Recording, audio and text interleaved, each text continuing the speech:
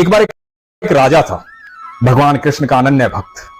सुबह दिनचर्या में सबसे पहले मंदिर जाना, भगवान की आराधना करनी, भगवान को भोग लगाना, उसके बाद मंदिर की सीढ़ियों में बैठना। ये सीढ़ियों में बैठने वाली परंपरा बहुत पुरानी है। जब भी आप कभी मंदिर जाएं तो मंदिर में 2 मिनट के लिए बैठे जरूर, क्योंकि वहां की ऊर्जा बड़ी अलग होती है। आपका शरीर जो है जब वहां की ऊर्जा प्राप्त करता है तो आपका सारा व्यक्तित्व बदल जाता है। तो इसलिए मंदिर में जब भी जाए वहां बैठे जरूर। तो ये राजा सीढ़ियों में बैठता था। तो एक दिन हुआ यूं कि राजा सीढ़ियों में बैठा हुआ था, तो राजा के दोनों तरफ एक एक भिक्षु बैठा हुआ था, एक दाएं तरफ एक बाएं तरफ। तो एक भिक्षु ने कहा कि हे प्रभु, मुझे इतना दे कि मुझे जीवन में कभी भिक्षा ना मांगनी पड़े। तो दूसरे भिक्षु ने कहा कि हे राजा, तू तो इतना धनवान है, जब तेरा मन करे तो मुझे इतना देना कि मुझे जीवन में कभी भिक्षा ना मांगनी पड़े। राजा ने दोनों को सुना। राजा विचलित हो गया कि मैं क्या करूं, और राजा वहां से अपने राजमहल चला गया। अगले दिन फिर आया, अगले दिन फिर दोनों भिक्षु मिले, वही बात फिर से दोहराई गई। राजा वापस चला गया। राजा ने अपने प्रधानमंत्री को बुलाया, बोला कि रोज ऐसे हो रहा है, मैं क्या करूं समझ में नहीं आ रहा, मैं किसे दूं ये भी समझ में नहीं आ रहा। तो प्रधानमंत्री ने कहा कि जो ईश्वर से मांग रहा है उसे तो ईश्वर दे ही देंगे, आप उसे दें जो आपसे मांग रहा है, क्योंकि आपको उसे देना चाहिए, क्योंकि वो सिर्फ आपसे मांग रहा है। राजा ने कहा कि ठीक है, मैं ऐसे दूंगा तो दूसरे को बुरा लगेगा। एक काम करो कि सुबह खीर तैयार करवा दो, मैं खीर के बर्तन में सोने की अशरफियां डलवा दूंगा और वो उस भिक्षु को दे दूंगा जो मुझसे मांगता है। अब राजा अगले दिन सुबह गया खीर का बर्तन लेकर के, उसमें खीर है, खीर के अंदर सोने की अशरफियां हैं। भगवान के दर्शन किए, सीढ़ियों में आके बैठा।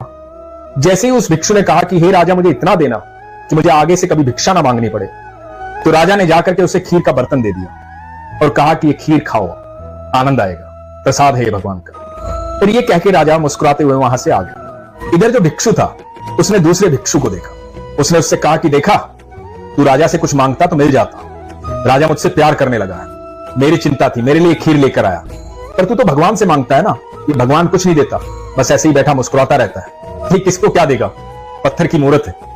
तो ये भिक्षु बोला कोई बात नहीं, जब मेरा ईश्वर देगा तभी लूंगा। अब इस भिक्षु ने खीर खानी शुरू की, आधी से ज्यादा खीर खा ली, पेट भर गया। तो इसको दया आई कि कोई बात नहीं, है तो मेरा साथी।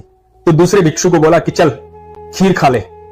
इस भिक्षु ने सोचा कि प्रसाद है, भगवान ने ही दिया है, तो घर जाके आराम से खाऊंगा। तो ये भिक्षु अपने घर चला गया।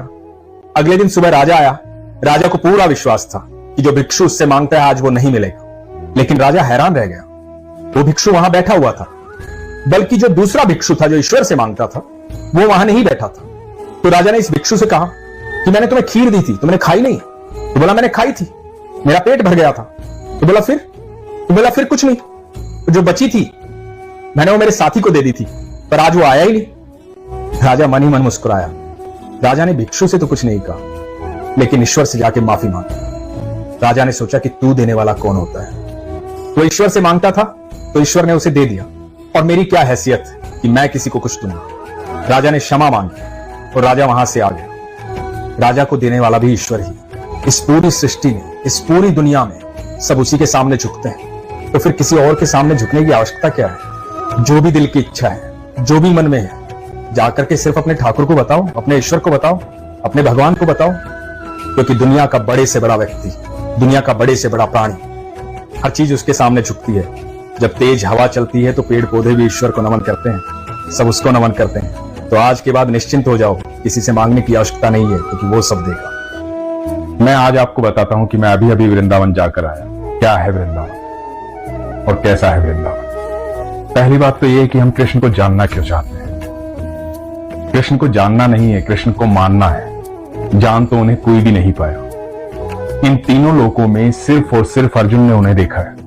भगवान श्री कृष्ण ने गीता में कहा है कि जो तुम देख रहे हो अर्जुन, वो लाखों सालों से तपस्या कर रहे देवी देवताओं ने भी नहीं देखा।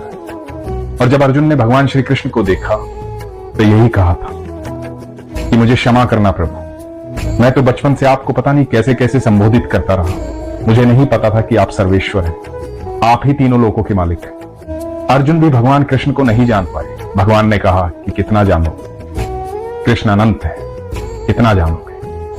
जो लोग कृष्ण को खोज रहे हैं वो भी अनभिज्ञ हैं, क्योंकि कृष्ण तो सदैव पास है, सदैव साथ है। भगवान श्री कृष्ण ने कहा है कि मैं सबके भीतर समाहित हूं। क्या है वृंदावन? पूरी सृष्टि, पूरी प्रकृति, पूरा ब्रह्मांड श्री कृष्ण का शरीर है और वृंदावन दिल है उनका। वृंदावन वो जगह है जहां वो जाकर के संपूर्ण होते हैं। वृंदावन वो जगह है जहां कृष्ण स्वयं से मिलते हैं, कृष्ण खुद से मिलते हैं, कृष्ण राधा से मिलते हैं। जब राधा रानी से मिलते हैं तभी वो संपूर्ण होते हैं। वृंदावन ही वो पवित्र जगह है जहां कृष्ण और राधा रानी एक साथ रहते हैं, जहां उनका मिलन होता है, वहां रोम रोम में प्रेम है। जब भी आप वृंदावन जाएं तो आप सोचिएगा आप कृष्ण के दिल में हैं, और कृष्ण के दिल में जाना आसान बात है नहीं, सौभाग्य की बात है। आप भगवान के पैर छू सकते हैं, भगवान से प्रार्थना कर सकते हैं, भगवान से बातें कर सकते हैं, लेकिन भगवान के दिल में बसना आसान बात नहीं है। इसलिए समुद्र शास्त्र में कहा गया है कि जन्मों की तपस्या के बाद वृंदावन जाने का सौभाग्य प्राप्त होता है। सभी देवी देवता भी वृंदावन की पावन भूमि पर आते हैं। वृंदावन में जब भी जाएं, अपने आप को जाते ही सौभाग्यशाली समझें। आप कृष्ण के दिल में हैं, आप उनके दिल में हैं। वहां जाकर मन में कोई प्रश्न रह ही नहीं जाते, सारे प्रश्न खत्म हो जाते हैं। मैं यकीन से कह सकता हूं, जो भी बाके बिहारी से मिलता है उन्हें शब्द हो जाता है, उसके पास कोई शब्द नहीं होता। हम घर से बहुत कुछ सोच कर जाते हैं कि ये बात करेंगे, वो बात करेंगे, कृष्ण से ऐसे बात करेंगे, कृष्ण से ऐसे बोलेंगे, कृष्ण से मिलेंगे, लेकिन वहां जाकर निशब्द हो जाते हैं। उसका एक कारण है। उसका कारण यह है कि हम भगवान के दिल में होते हैं, इसलिए अश्रुधारा बहती है, आंखों से आंसू बहते हैं, क्योंकि वो प्रेम की जगह है। वहां लिखा है मेरो वृंदावन, मेरे बाके बिहारी, क्योंकि इस पूरे ब्रह्मांड में एक वही जगह है जहां आप हक से बोलते हो मेरे बाके बिहारी। भगवान श्री कृष्ण गोकुल में पले, उसके बाद नंद बाबा के गांव में, राधा रानी बरसाना, बरसाना से राधा रानी और नंद बाबा के नंद गांव से कृष्ण आते थे वृंदावन। वहां मिलन होता था भगवान का स्वयं से, राधा रानी से। वृंदावन की भूमि में प्रेम बरसता है, प्यार बरसता है। इस पूरे ब्रह्मांड में आप सब कुछ भी पालेंगे, और यदि आपके पास प्रेम नहीं है तो जीवन का कोई भी सुख नहीं। और सच्चा प्रेम